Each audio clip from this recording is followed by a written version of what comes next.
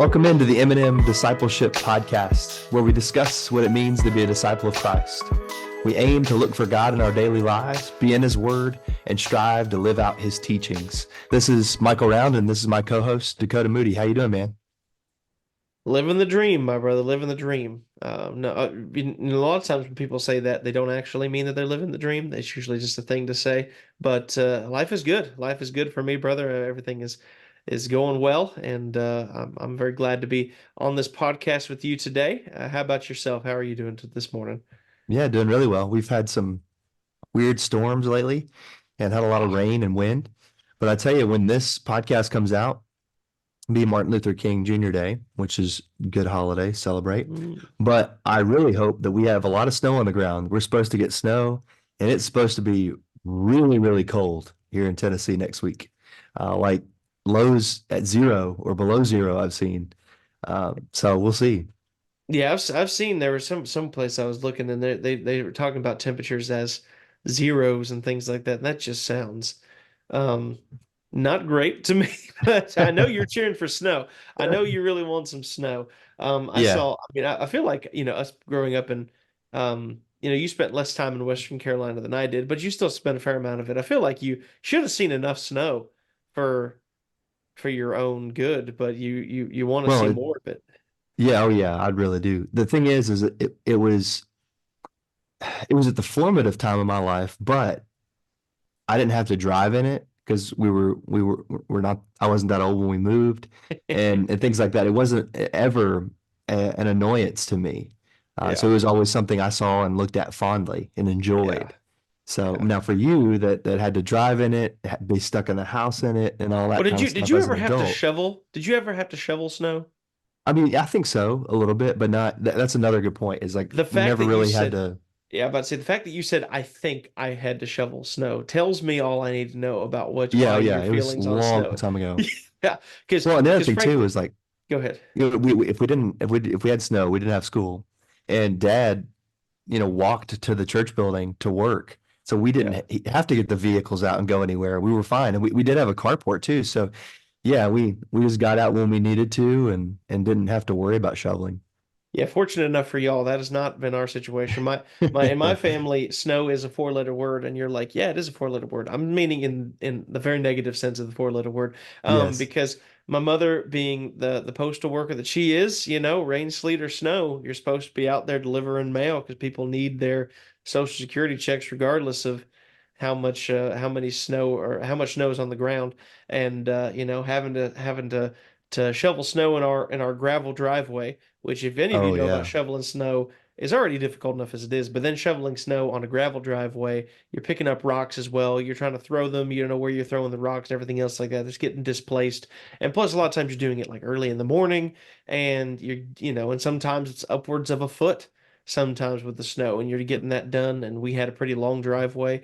Even when my dad was working as well as an electrician, he still had to get out sometimes because when Oh yeah. extreme weather hits, you got to get the vehicles out, and so there's a lot of that. And frankly, I had a lot of snow. Even after you left that area, there was more snow that came, and you were in South Carolina where you don't really get that much snow near where I'm at now, and we're up in North Carolina still getting lots of snow. I remember when me and Anna were out in Searcy, and my wife also being from this area, and we had a freak a foot and a half snow out there. She was so happy and wanted to stay in it for like an hour. And I'm just like, no, I will look at you out of the window. I'm good in here. You build your snowman because it's the first time in her life she's ever had that opportunity. I'm like, nah, I'm gonna be in here because I've had enough of that in my life. And by the way, if anybody's listened to this, like north of the Mason-Dixon line, you're probably like, oh, these amateurs talking about how bad snow is, everything else like that. Listen, I don't know how y'all do it. Like Yeah, yeah. full Well, they've been credit to electric y'all. snowblowers. Don't know how you do that. Yeah, I guess, I mean, yeah, you guys have that system figured out much better than we probably do, but I wouldn't want to live where you live. So congratulate, like I'm glad that you do what you do. Could not imagine Yeah. being in that situation constantly. I really couldn't. Yeah. Well, and that's why a lot of people they move when they get a chance. They move further south. But Yeah. And I'm so also a little bit surprised of your affinity for snow because I remember um when we were very young, us going to Tony's oh yeah. Tube World in Maggie Valley. and you getting sent down that hill on that tube, and they did not catch you, and you went Yeah. into that wall Oh hard, yeah. and you Well, and I spent was the rest already, of the night in my parents' car, I believe. yeah, yeah, yeah. So I was already frightened about that. Um, when we first pulled in, we were getting tickets. There was a little girl that had just nailed the wall and had this bloody nose, had blood all down her face. She was crying, screaming her head off. And I'm like, do I really want to do this? And I'd never done it before. But then, as you say, I never got stopped and I hit the bank and I'm like, I'm done. That's I'm it. That's done. right. Yeah, you I didn't spent the get rest of the hurt, night. but this That's just right. confirmed my worst fear. Spent the rest of the night in my parents' car, if I remember Yeah. correctly. Yes. And I Well, think it you've was never also snowing. been, yeah, you've never been one for much in the way of like adrenaline rush Thrills. activities, Yeah. though. Yeah. Yeah. So not a roller coaster enthusiast, No. not a tube world enthusiast. I would enjoy that now. Tubing, snow tubing. Now that you can catch yourself. Yeah, yeah, and I Yeah. understand the concept, you break with your feet and all that. Yeah. Um, Yeah. yeah, I would enjoy that now. Now I wouldn't ski or snowboard or anything like that, but Yeah. I would snow tube. There you go. But yeah, no, no, I still like snow, being out in it, all that. There you go. Well, until you potentially see snow in the world around you, let me ask you where you have seen God recently in your life and in your world. Somebody that I've been just truly impressed with, and I don't really have deep knowledge of where he's at, but I've been really impressed with CJ Stroud. I have seen different quotes of his and shared that in this podcast before, but just recently their win over the Indianapolis Colts, he professed his faith again, and I see him and other athletes that are really becoming outspoken about their faith. And I see God working in that there are people younger than me, there are kids that are looking up to these guys, and they see crosses on their wristbands. They hear them talk about the Lord, and I really hope that points them to God. And so I see him at what God's doing in the lives of others in that way. What about you, man? Yeah, I have been impressed with that. He's been more vocal about it, because every time there there was a skit that I was watching on somebody did, and it was like the atheist football player, and he was getting interviewed afterwards, and instead of like the normal platitudes you hear when football players like, "Oh man, thank God for this," he put me in this position. He was like, "No, I'm just a better athlete than everybody else. Give me credit." And it was kind of Oh, it was a rather funny skit because like frankly it is a little bit of a cliche a lot of times where a lot of these guys are yes. like saying to the camera like, "Oh yeah, I want to thank God for this," while they've got like three kids by three different women and stuff like that. But it seems like CJ's pretty genuine about it, and I appreciate that he's been very upfront about that. And every time he gets a chance, he tends to put things in. Though he needs to stop with the free pops thing because his father is a legitimate criminal and he needs to go to jail. And so stop trying to say that your father I does have no not idea what you're talking need to be about. free. Yeah, look into it a little bit more. His Okay. father has committed legitimate crimes and is in jail, and he's like, free my pops. And he's like, no, your pops need to stay in jail because he is a criminal. But yes, Well, and what you were saying a minute ago, though, uh, Stroud doesn't give those platitudes. It's more yeah, he more doesn't. meaningful. It does. Yeah. Like we've been talking about the Sermon on the Mount. The empty phrases. It doesn't seem to be that. It's spoken differently each time, if that makes Yeah. sense. Yeah. I'd agree at that point. And that's the thing is it doesn't seem so root. It seems to be genuine when he says what he does. He doesn't say what everybody else says in that way. So I have appreciated that about him. And Panthers, what are you doing, man? Your owner's throwing drinks onto Jacksonville Jaguar fans because he doesn't know how to draft quarterbacks correctly. So that's Oh on man. y'all. That's on y'all. Woo. I feel bad for all the Panthers fans out there. I really do because it is What it what is what did that set them back? You figure with that trade and everything like that, is that a decade? Well, first, I mean, absolutely. Well, because like someone talked about this, like with that trade, not only do they trade away the number one pick, or they trade away their first round pick this year, which is number one overall pick, which most likely would be like Caleb Williams this Oh yeah, year. yeah. Or at the But they very also least, trade a away, great receiver or somebody, correct. Well, and then they trade away lineman. DJ Moore last Yep, year, right? Like yep. that's huge, plus other capital, just to be really terrible and not be able to do anything with it and have the I would argue at this point, now that Dan Snyder's out of Washington, probably the worst owner in the sport. Seems that way. He's really bad, I'm and I'm it's also greatly disappointed in him too because they backed out of the South Carolina deal in Rock Hill. That was going to be really cool to reunite, or not reunite, but to unite the Carolinas behind the Carolina So that's Panthers. the whole thing. That's why they're called the Yeah, Carolina Panthers, not North Carolina absolutely. It was going to be Panthers. huge for the economy in Rock Hill, and they backed out, a third the way through building the building, and yeah, that disappointed me as well. So who Does knows? not We'll surprise me. we'll be watching, and of course, neither of us pull directly for the Panthers, so I guess we won't No, be, no. you know. I wish good things upon them, but the best thing that I can maybe Yes, wish upon them now is that David Tepper somehow finds a way to be yeah, eliminated as the owner of that yeah. that place, and the Carolina Panthers fans can rejoice in that way. Well, Um, there's a last thing on that. There's a path forward now. Now that Dan Snyder has been forcibly removed, that's right. um, there's a path forward that should he continue with his antics, maybe that that would happen again. Yeah, But all they have to do is just change the Panthers' name to something really problematic and racist, and they'll be good to go. Anyway, yeah, don't want the fallout from that. Where have so you seen God? anyway, yes, not in that I can tell you that. But I have where I have seen God. I've been hinting at something for a little while now.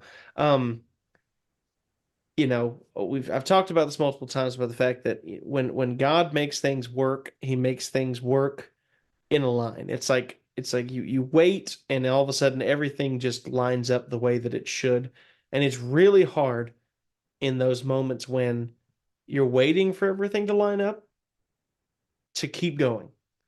Um, but now, we're in the situation where we've been waiting for my wife to find work. We've been waiting, we've been waiting, we've been waiting. And at the same time that she is going to be getting work now, she's going to be starting work at the end of this month. We've got a house opened up really nice for us to be able to rent. That's uh, actually where we would be living would be closer of distance to work for both of us, even we work in different directions, and you wonder how that can happen. It works out whenever you're just off the interstate and things like that. And it's a great situation for us to be able to not only be in our own space, but to have a house we can rent where we can host people from the congregation and be able to, just have that time in our marriage to be built up while also being able to save a little bit for our future, and Anna being able to get have a job in her field again, which she's been wanting for such a long time, when at different times it just seemed almost hopeless. And we Mm, waited and we've waited and we've waited, and that's the thing. God will provide at some point.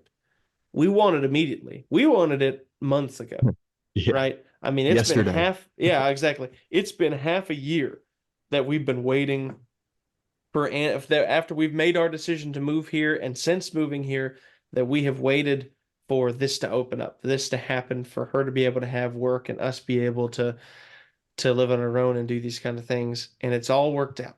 And Mm, it took some time, it took some patience, and in that I feel that there's lessons learned, and there's probably even more that we haven't even realized yet about things that have helped to form us during this time.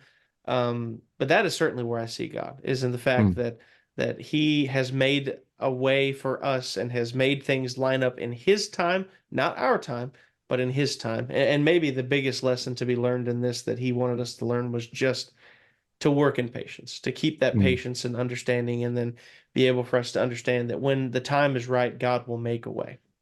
Absolutely. It's good to hear, and congratulations to her and to you Absolutely. guys as well. It's exciting, Absolutely.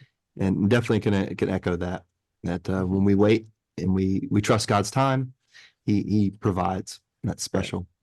So we're going to talk also today about a passage where we learn something else through something difficult. And Mhm. so in our passage today, I think you're going to read Dakota Matthew 6, 14 and 15. Yes, absolutely. It's that little section that comes after the Lord's Prayer. When oftentimes when we say the Lord's Prayer, that routine.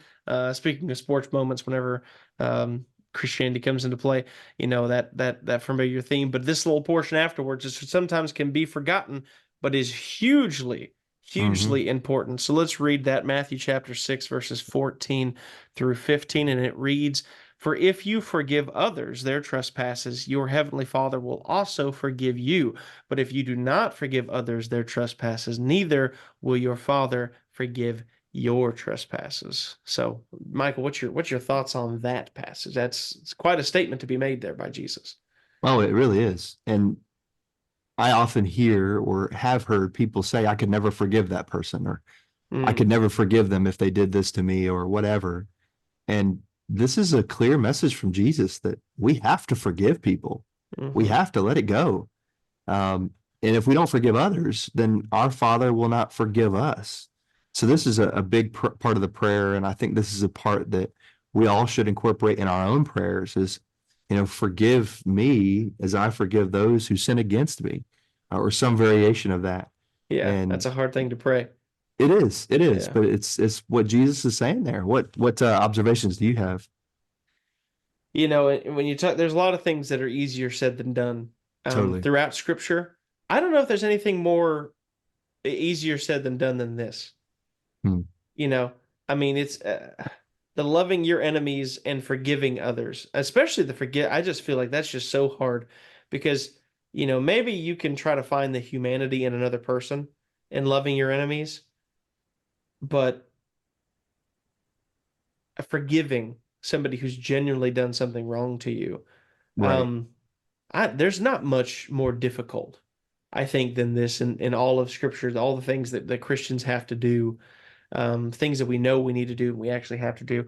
But it can also be, and I'll say this, while this is one of the hardest things you could possibly do, it, in my opinion, is probably the thing that would show God most in the world. Yes. A true story of forgiveness. And I'll tell a little story. I'll try to be somewhat quick about it. Graphic content warning though. So be prepared for that going forward for the next couple minutes. So if you don't want to hear some of the things that happen, please fast forward a couple minutes.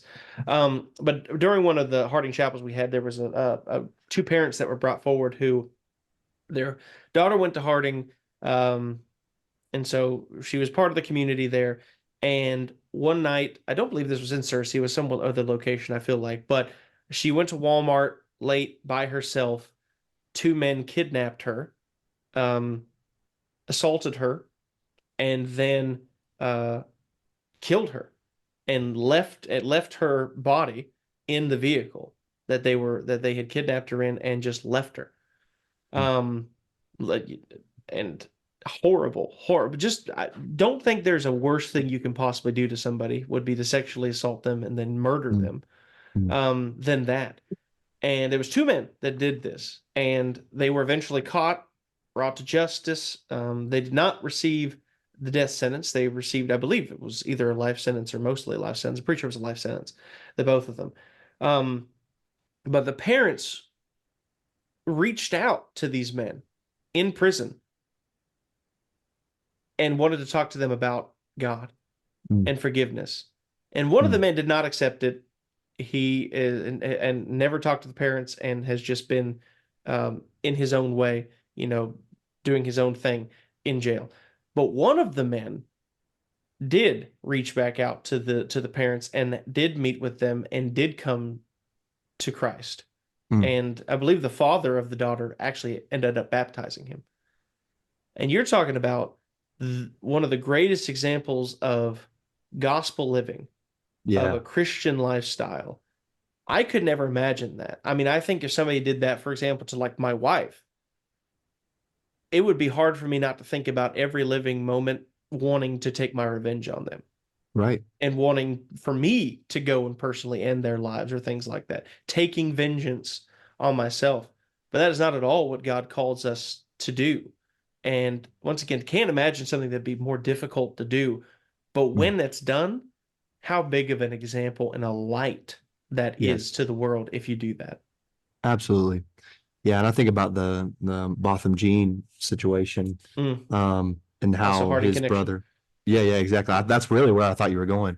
Yeah. His brother forgiving the individual who murdered his brother, and offering her a hug, and just the showing of love and forgiveness there.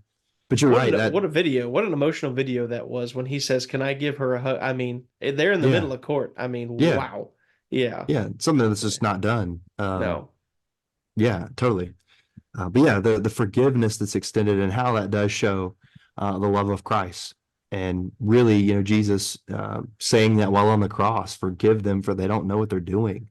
And I know he's God and everything, but still the the the love and compassion. Of course, Stephen did it as well when he was being stoned, and yeah, it's a way in which we can show Christ to the world. That's different. And that kind of goes Yes, back to what Jesus says about loving our enemies. Even the tax collectors, the Gentiles, sinners love people that love them. But, when we love people that don't love us or have wronged us, then that is a powerful testimony. absolutely. I don't think there's much more of a testimony that could be made in this world than to show that example. And this is exactly what Christ is talking about here. We forgive others things like this, Mm-hmm. that shows that we have Christ in us, and in that, we also know our forgiveness is there as well. One more thing on that too. This doesn't mean that you just forget about it and that you aren't wiser for it. It Yeah. may be that you don't entrust yourself to certain people, or Oh yeah. you don't, you might act differently. And that's part of wisdom, is learning from mistakes or learning from times that you trust the wrong people, or, whatever. So this isn't just allowing people to completely, Walk all over take you. advantage of you. Yeah. Yeah. Yeah. I mean, remove yourself from situations perhaps that you need to be removed from, or don't go to places that you got hurt from. So anyways, I think that should be made note of as well. This is not just a get out of jail free card for abusers, for people who, whether that be physically, spiritually, emotionally, whatever. Don't keep running back to people if they're hurting you. You can learn Yeah. from those mistakes. Yeah. And that man's still in jail. Just because he came to Christ doesn't mean he gets out of jail. Right. Right? Yeah. Yeah. Like Yeah. Exactly. he's still in jail. He's still facing the punishment for his crimes, and that's what we got to think. I mean, just because you forgive somebody, it doesn't mean that you say, okay, but that means that there's not going to be consequences for your actions, right? You Absolutely. can you can Yeah. forgive an abuse. You can forgive an abusive spouse, but you don't need to put yourself in the position to be abused again, or cheating spouse, or any kind of situation like that, right? That doesn't Yeah. mean allow people to walk all over you, but forgive them.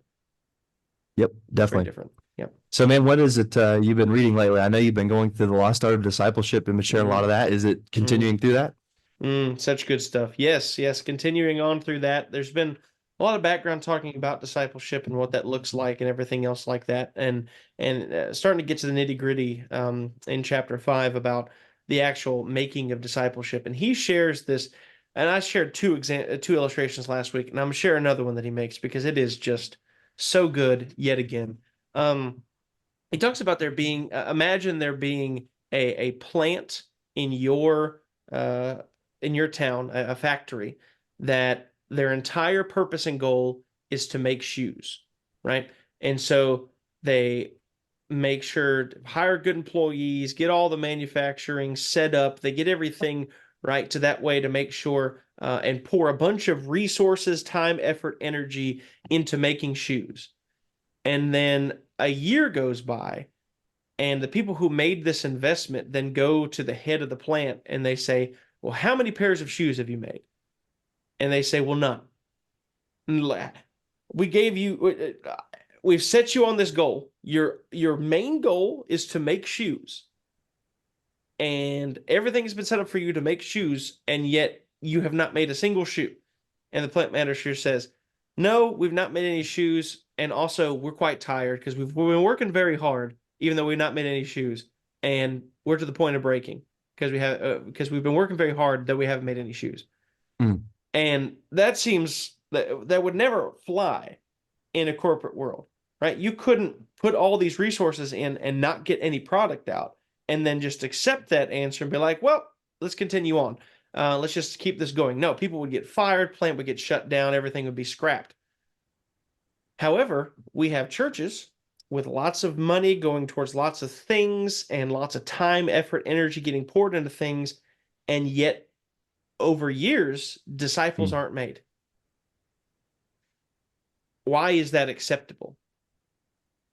And especially since the goal of churches should be make disciples, right? The Great Commission doesn't say Oh, yeah. make converts of all nations. It says make disciples of all nations, right? Teaching them the words of God in this way, right? not just to convert them, not just to get them in the water, not just to get them to be saved, but to make disciples of them. And we have just accepted the idea that what church should be people getting together, giving their money on a Sunday morning, feeling as comfortable as possible, and just continuing on with this practice, even though the entire goal, the Great Commission, was to make disciples of all nations. And the goal of the church should be to make disciples. Yes, converting them is good in the first place, but there should be a further step in discipleship. And if we're failing to do that, then we're failing the mission of the church. Yeah. Well, and all those other things accompany and help the process. But yeah, it's all supporting that main verb, to make disciples. Very good point. It should be the entire goal. And if we're not doing that, like I said, that would never apply if it was any other situation. But we've allowed it to apply now in the churches, and this should not be.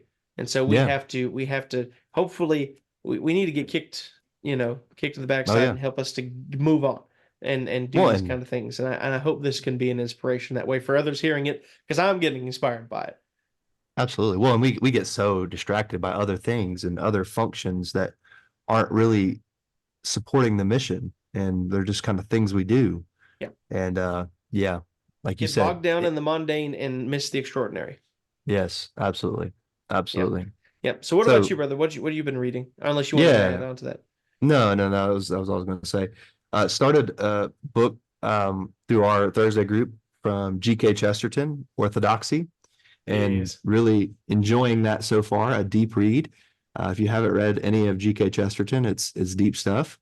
But one of the things that he talked about toward the beginning of the book is one of the he calls it a main problem. It's kind of a paradox of life, and he says on page 20, this at least seems to me the main problem for philosophers, and is in a manner the main problem of this book.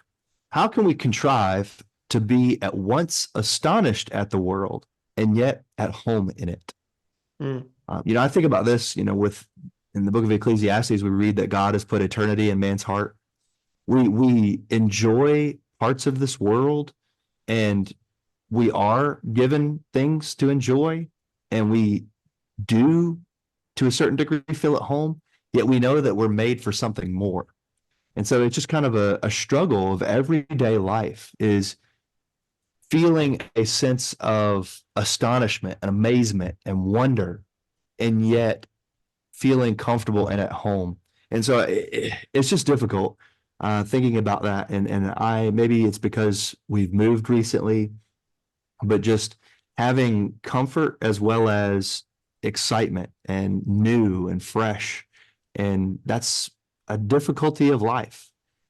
But it's also something that's, I think, there on purpose, that we yearn for something more. We yearn for eternity.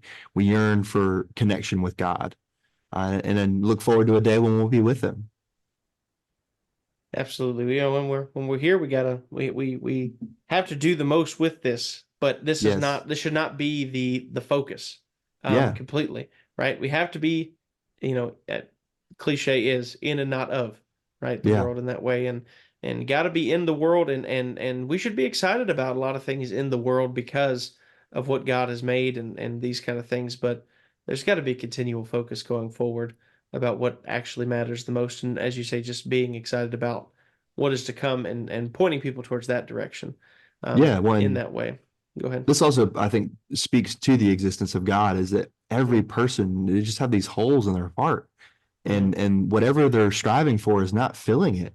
Yeah. And, I think that's part of his point is, we all know that there is something bigger than us out there, whether that's to some people, some cosmic force or something impersonal. But we obviously know it as God, and that speaks to our desire for a creator. Speaks to our desire for a better country, a better homeland, like Hebrews 11 talks about. And so, anyways, I'm excited on going further down that book, and I'm a good bit further in it than that part is from, but I've enjoyed reading it so far.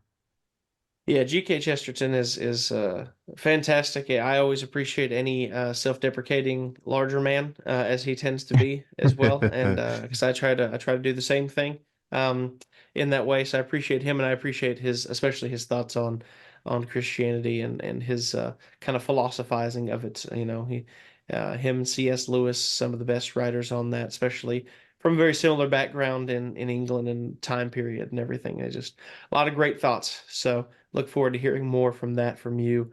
And I would say to anybody out there who's looking for some good books to read, they are a little bit meaty, as Michael I think has mentioned before, but G.K. Chesterton is a great one to read as well. If you're looking to go for something along those lines, if you like somebody like C.S. Lewis, he's another one as well. Especially if you wanted a double acronym then last name writer from England, Oh yeah, yeah. CSGK. Well, That's just right. a thing of yesteryear, Yeah, calling people by their abbreviate, their that's what right. do you call it? You said acronym, but like, yeah, Yeah, or whatever it's called. their initials. There you go. Ain't it? Yeah, initial. Yeah, there's a word for that though. It's not. Yeah, it's not what I said either. I don't think. Not anagram. I Hmm. don't know. Anyway, but if you want a three, then it's fantasy and it's J.R.R. Tolkien. That's a whole different thing. So, who taught at the same university as C.S. Lewis at the same time, by the way. So Good very friends. interesting. It is very good friends. So anyway. Well, it's good talking to you, Michael, and it's good for all of you to be here. I'm just so happy that you were all able to join us today in the M&M Discipleship Podcast. Make sure to tell your friends about it if you enjoy it. Leave us a review if you would like to as well, hopefully 5 stars. And share this with all you can at that point. And we look forward to seeing you again next week. Thank you for joining us today on the M&M Discipleship Podcast. Until next time, let's look for God, learn from His Word, and live out His teachings. Bye for now.